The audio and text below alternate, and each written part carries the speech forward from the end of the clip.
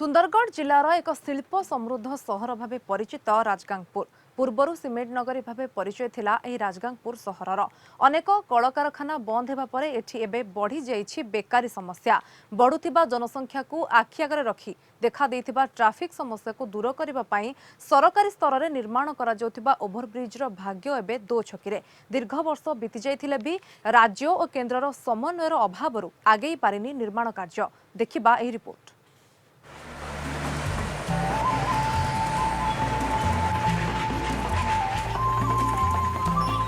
राज्यर शिल्प समृद्ध सहर तथा सीमेंट नगरी भावे बेस परिचित यह राजगांगपुर सहरर जनसंख्या बढ़िया पर देखा देइथिबा ट्रैफिक समस्या को दूर करने सरकार एठारे एक ओभरब्रिज निर्माण पर स्थिर करथिले।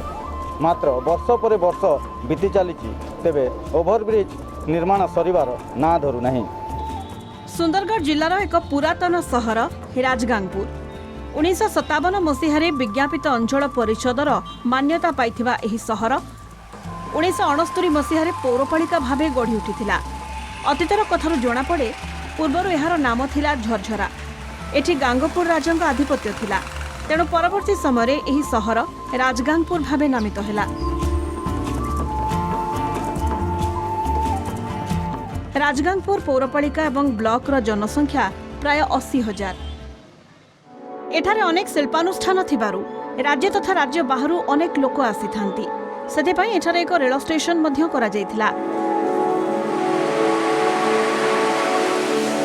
कालक्रमे जनसंख्या बढ़िबा परे देखादेला ट्रैफिक समस्या। एहाकु दूर करिबा पई उभय केंद्र एवं राज्य सरकार एठारे एक ओवरब्रिज निर्माण पई स्थिर करिथिले।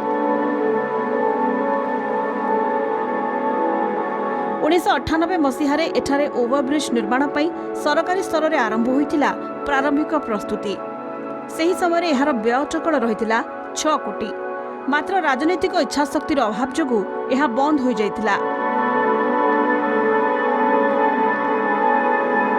परे पुणी 10 कोटी एवं आउ थरे 66 कोटी टंका व्यय टकल निर्माण पई स्थिर होइतिला। 2018 रु एहार निर्माण आरंभ होइतिले मध्य शेष हेउनाही ओवरब्रिज काम। सर्वदा फाटक क्रॉसिंग रे हमर ट्रैफिक समस्या होता ताकू दृष्टि रखिकी 1998 मसीह गोटे प्रोजेक्ट होता ओवरब्रिज पर से मो जानवर 6 कोटी 72 लक्षर गोटे प्रोजेक्ट तैयारी होता किंतु से प्रोजेक्ट फाइल तर दबी दबी दबी दबी आज पर्यंत से रही जाइए प्राय 25 वर्ष है। बर्तमान मझे 2000 मसीह एक प्रोजेक्ट रिन्यूएसन होता 10 कोटी पहुँची किंतु सी भी हो पारानी। बर्तमान यहाँ 66 कोटी पहुँची 6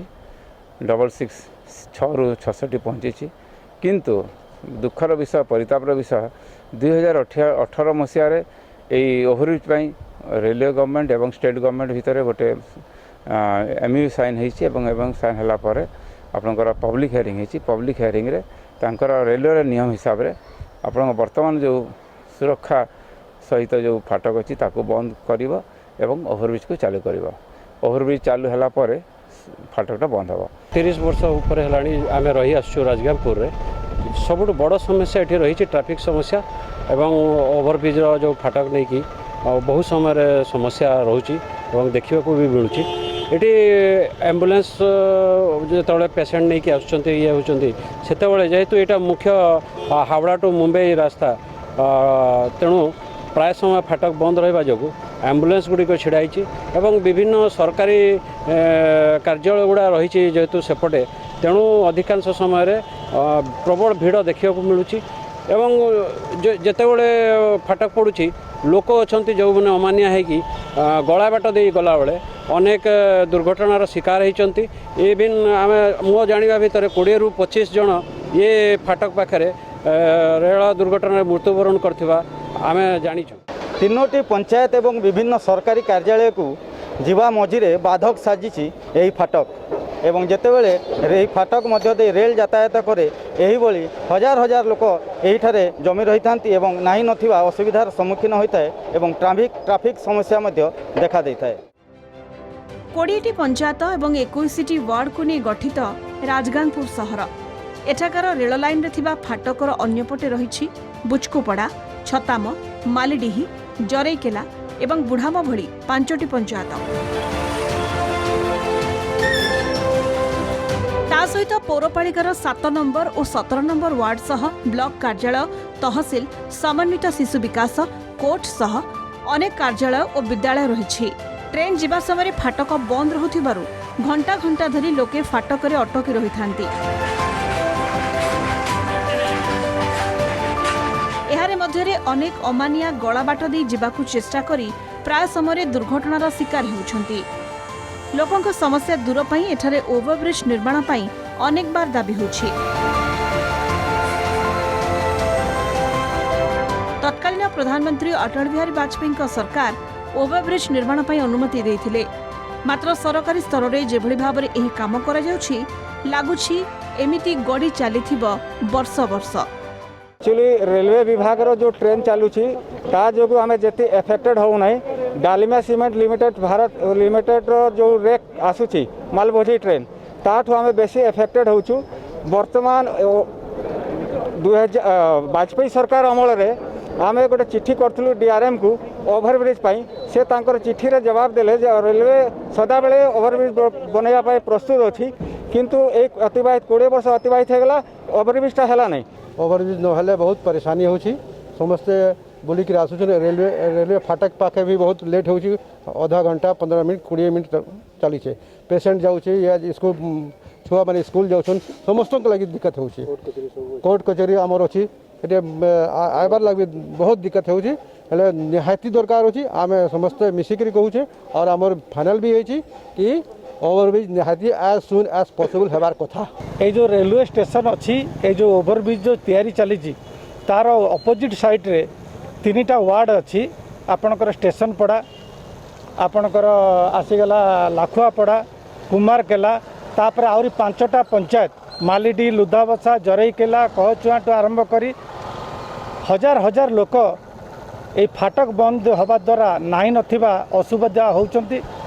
एटी आदर्श विद्यालय भी अच्छी राजगांगपुर कोर्ट अच्छी राजगांगपुर ब्लॉक ऑफिस अच्छी राजगांगपुर तहसील ऑफिस अच्छी तेणु लोक मैंने नहीं नथिबा असुविधा भोगुचंती। ओडिशा सरकार जदि सही आवश्यक जगह जदि आमर केंद्र सरकार को रेलवे विभाग को जदि शीघ्र हस्तांतर करते ताहले ओवरब्रिजटा शीघ्र हो पारंता एवं प्रत्येक दिन जदि देखा जाए रेलवे फाटक रे अजस्र भीड़ रोची ट्रैफिक समस्या रोची जहाँकि आम पुलिस को जनइले भी सेठी तांकर कौनसी व्यवस्था करूनांती। एही ओवरब्रिज रे 4टी पिलर हेबो एहा प्राय 65 मीटर लंब हेबो सेथिपई जहा दरकार ताहा रेल विभाग पक्षरु जोगाई दिया जायछि।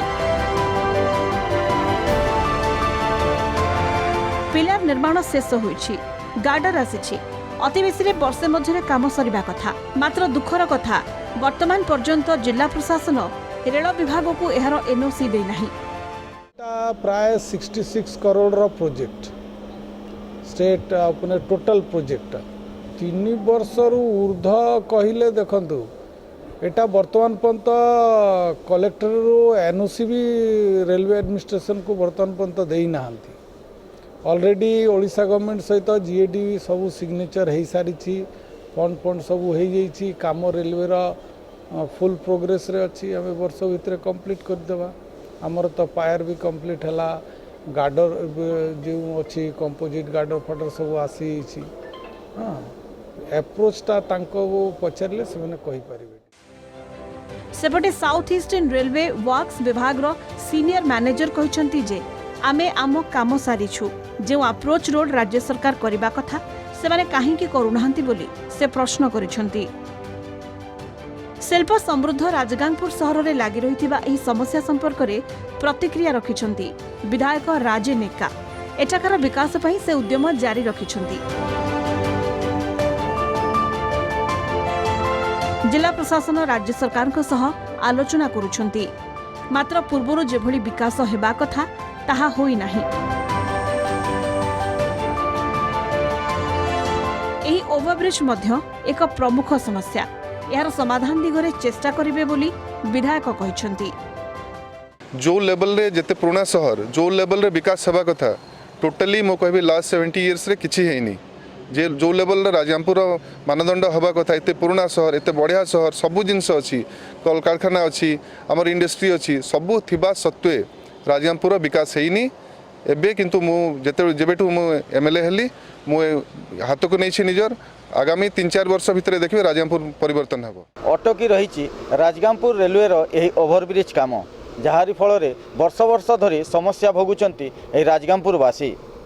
शीघ्र समस्यार समाधान करा न गले आगामी दिन में एठारे जन आंदोलन देखादेवार आशंका रही।